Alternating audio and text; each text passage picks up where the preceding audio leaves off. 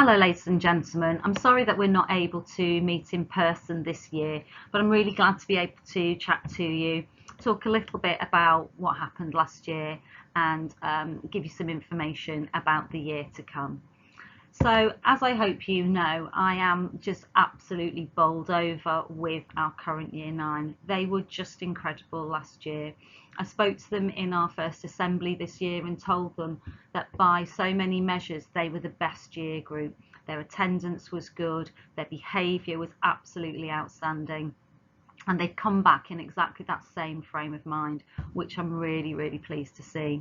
So the message that we've been giving them is to keep it up, to keep up all of those high standards that they've shown all along, whether it's in terms of their uniform and standards, their behaviour around the school. They genuinely are a year group that other people have been asked to look to as a model of good behaviour. And what I really want to see is to keep that enthusiasm that they've shown. I asked a lot of teachers why they'd enjoyed teaching this year group so much, and they replied with things like their maturity, their engagement, their enthusiasm, the fact that they could talk and show interest in topics around the subject, not just what was going on in the classroom. And so I really hope that that can continue. So we're really, really excited to be back to normal, at least as much as possible. The year group are moving around the school and going to lessons all across the school. We're able to hold assemblies and hold other events where we can all gather together. It also means that students can go and see a form tutor or me or Miss McGough if they've got an issue during breaks and lunches, and not be reliant on us coming to them. So our expectations around standards are going to be high. We let people know that before the summer holidays, and we've started very much as we mean to go on. We're absolutely clear as a school that a school with high standards around uniform and the routines and the way that we comport ourselves around school, that is a school where children behave well, they feel safe in school, and they learn to their absolute maximum. So after we had to kind of relax and change rules a little bit last year because of the situation, we're basically back to normal. And again, we've been impressed with the way that children have slipped back into the old routines and understand what's expected of them.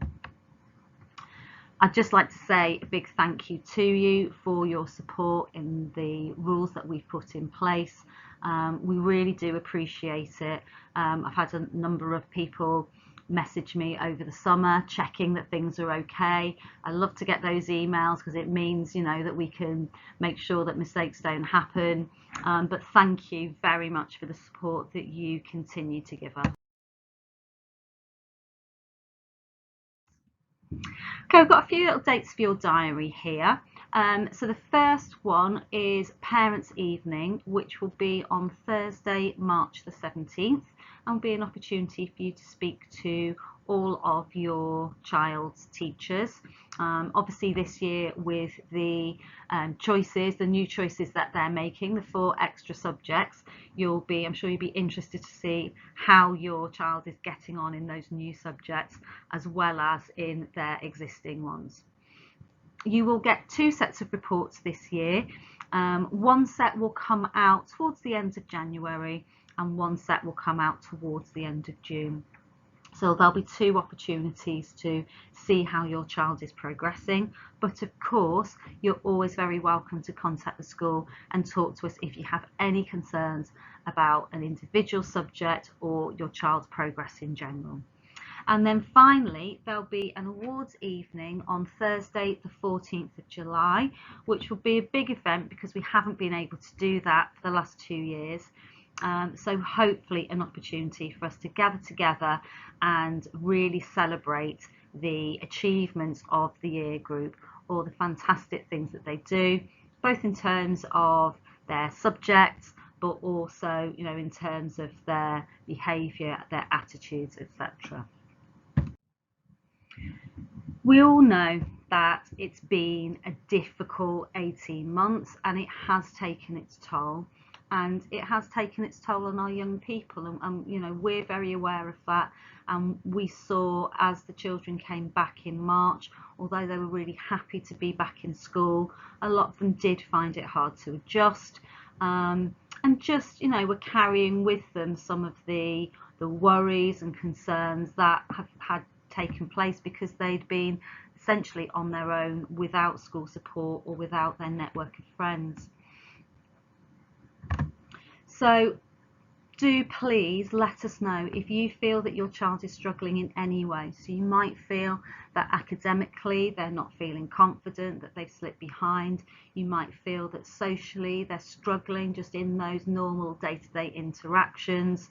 Please just drop me a line, and I have put my email address at the end of this, so that if you've got any worries, just let me know. We have a focus for every morning in school in form time, and one day a week we're going to be focusing on well-being and mental health. So at the moment, for example, we're focusing on sleep and how important sleep is for our health and for regenerating and recharging ourselves, and we're going to continue to do some of those like really positive ways of looking after ourselves and managing our own well-being. So I'd encourage you to ask your children about that, ask them what they've been doing. I will put things onto Class Charts announcements so that you're aware as well, and you can hopefully support them from home as well. There are lots of excellent resources out there. Rachel Jenkins, our counsellor, puts a lot of them onto Class Charts. And we talk to the children about the various resources they can use as well. So again, I encourage them and I encourage you to talk to them about it and talk about what resources or just what routines and techniques they might try out in order to help themselves. So as ever, and as I've said throughout, please do contact me if you have any concerns whatsoever. You can either ring the school, or here's my email address so that you can contact me direct. Thank you ever so much. Thank you again for all your continued support, and I look forward to seeing you in person before too long. Hello, I'm Miss McGough and I am the Assistant Progress Coordinator for Year 9, and I'm responsible for the attendance and punctuality of our year group. If your attendance falls below 95%, you will be placed in an attendance cohort. This will either be monitored by myself, your form tutor, or our Education Welfare Officer. But overall, as your APC, I will oversee each cohort. In your cohorts, you will have regular meetings with the member of staff monitoring your attendance, who will be able to support you with any barriers to attending school you may be facing. We call this an attendance conversation, and this is where we are able to identify steps to improve your attendance. As you may be aware, the rules around COVID-19 isolation have now changed, and if you are in close contact with a positive case, you are no longer required to isolate. Therefore, you can continue to attend school. If you are displaying symptoms, you will be sent home and we will recommend you take a PCR test. If the result is negative, you may return to school as normal. Punctuality is very important here at the Heath. We expect all of our students to arrive no later than 8:55 in the morning and also be on time for your lessons. If you arrive after 9 AM, you will receive a late mark, and if you are late twice within a week, you will receive a late DT, which will take place on a Thursday after school. Finally, letters. You may receive letters from me throughout the year. This will be concerning attendance monitoring or informing you of a late attention. This is to reiterate the importance of attending and being punctual. If you have any concerns or queries, please don't hesitate to get in touch. My email address is displayed on the screen. It's mcgoughc@heathschool.org.uk, and I look forward to hearing from you and answering any questions you may have.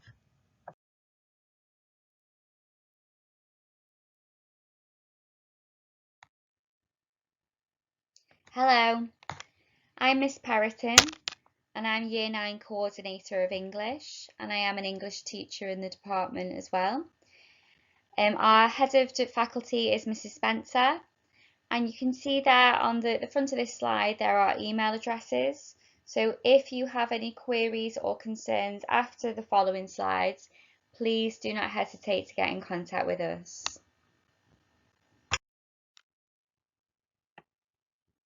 In English in Year 9, we aim to engage our students, make them enthusiastic readers, and develop their confidence approaching a wide range of fiction, non-fiction texts, and poetry. Writing skills are also embedded within each unit. In this year, students are encouraged to express their own ideas and opinions and broaden their understanding of the world through the study of literature. Okay, so what does that look like when it's broken down half term by half term? So at the bottom here you can see a basic snapshot of what will be studied in each half term in Year 9. The first half term we begin with Assert Your Opinion, which more or less sums up the half term. We invite our students to express their opinion, both verbally and through a range of non-fiction mediums. They write a range of reviews, letters, articles and speeches. And we prompt them to, at the beginning of the half term, we prompt them to decide on a topic that they are interested in. And they then conduct their own independent research, and they use this research to inform their own writing of those non-fiction texts. Second half term, October to December, we read a novel as a class. This will either be Stone Cold by Robert Swindells or Lord of the Flies by William Golding. This aims to foster a love of reading, as well as being used as a vehicle to teach important reading and creative writing skills. Students will practice their comprehension, inference and analysis skills as we read and enjoy the novel together as a class, and students will develop their own ability to write creatively. After Christmas, Year 9 will read a wide range of prose texts from across the 20th century. The purpose of this is primarily to promote a love of reading, as well as aiming to widen their worldview and give them a good understanding of key historical events and experiences from across the century, whilst developing their confidence reading extracts from a range of different novelists. The fourth half term is, as the unit title conveys, a mixed bag. This includes a range of poetry, fiction and non-fiction texts, which will be explored, both old and new, dating back to the 1800s. Within this unit, all elements of our subject are addressed. In the penultimate half term, we examine how writers speak to their audience through different written mediums, poetry, fiction and non-fiction writing. And that we study selected poems and extracts from across the past 200 years, and we examine how language is used by these writers to express their personal thoughts and opinions. And finally, the last half term of the year, we will enjoy reading a novel together as a class. Following this, it will involve skills such as analysis of character and presentation of theme throughout the novel, as well as exploration of language and structure. Homework. In Year 9 English, students will get substantial homework each and every week. This will include a range of tasks from reading in preparation for new topics to be taught, from consolidating and practicing skills that have been taught in lesson that week. And the aim of this is to help them to develop their understanding and their skills, as well as helping them to prepare for new topics that are up and coming.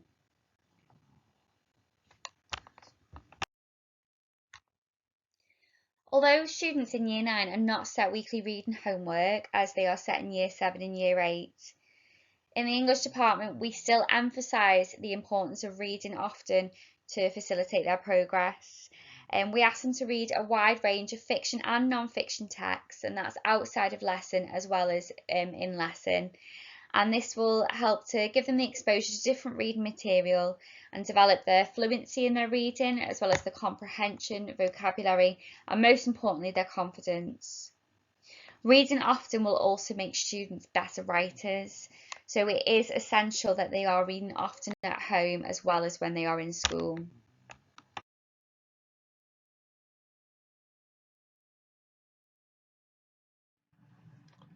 Hello, my name's Mr. Riley. I'm the head of science, and together with Mrs. Fowler, the head of Key Stage 3, hopefully we'll be able to answer any questions you have regarding science at the Heath School. So science in Year 9 is a little bit different this year in that rather than start the GCSE, we will be providing a foundation, all the skills and knowledge that they'll need to be able to start the GCSE in Year 10. How can you support your child in science during Year 9? Well, as we said, that you're going to have, there's going to be lots of knowledge that they need for that course in Year 10. And every week they're going to be quizzed, retrieve to achieve quizzes on the key ideas that they'll need from the lessons. Ask them to teach you something that they've learned that week. The more that they use the language, these specialist terms that's not often discussed in everyday life, and they will cement them in their memories. Just asking them to talk about those things on a regular basis will really help them. Students are going to get targets in the book. There's going to be feedback to help them improve the work. And it's really important that you help promote the habit of them red penning and making those improvements so that they progress. Something we'll do in lessons, but as well when they take the books home, there'll be time there to improve their work. Also, it'd be good to encourage them to use other resources that they can use at home, like BBC Bite Size or the various revision guides and books that we can recommend in the school. And this is to both preview and review. So what I mean by preview is, as we'll see later, you'll see the topics that they'll be studying in Term 1. If your child feels that they're not very confident in that topic, it's so important to read over the key ideas before the lesson. And then also afterwards, in terms of reviewing the key ideas from the lesson, will enable these to be committed to the long-term memory. What are the assessments in Term 1? Well, each term there'll be several assessments, summative assessments of the topics learnt in that term. So our first assessment will be on the 4th of October, or the week commencing the 4th of October, and that'll be on electricity and magnetism, followed by an assessment on the week commencing the 6th of December with several topics, some biology, cells, and respiration, some chemistry, periodic table, and the energy topic in physics.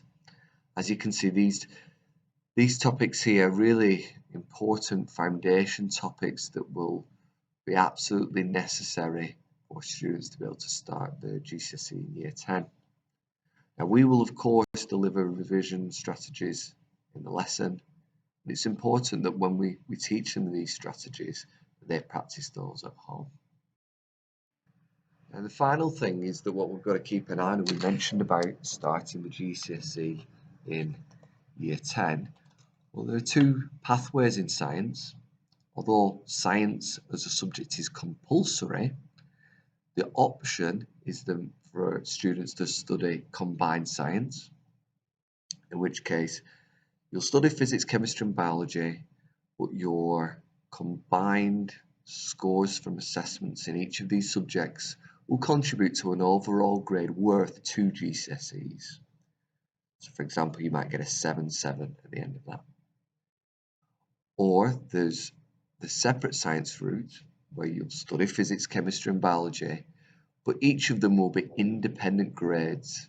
So you'll have 3 GCSEs. And so obviously you'll study each topic in more depth. The assessments are obviously more rigorous. You'll see here that there's longer assessments. And there's going to be extra topics. For example, physics, you'll learn about space. And you might ask what kind of student might take these different routes.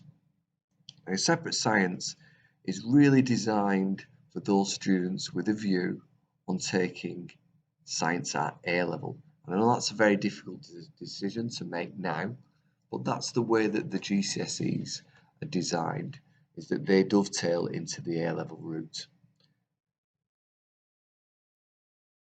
A very common misconception is that if you are going to be a midwife or a vet, that you have to study veterinary science, maybe to become a veterinary nurse, that you would have to study separate science. And that's not true. The trilogy combined science route is still very rigorous and contains all the content and the knowledge and the skills that you need to be able to apply for courses at college or vocational courses that might lead you into a veterinary nurse route, an actual conventional nursing route, a midwifery route. And so it's important that you make these decisions on that basis. If you need any advice with that, talk to your science teacher. They will be able to help you make that decision. That's the best one that will help you to achieve what you need to in the future. Okay, thank you for listening.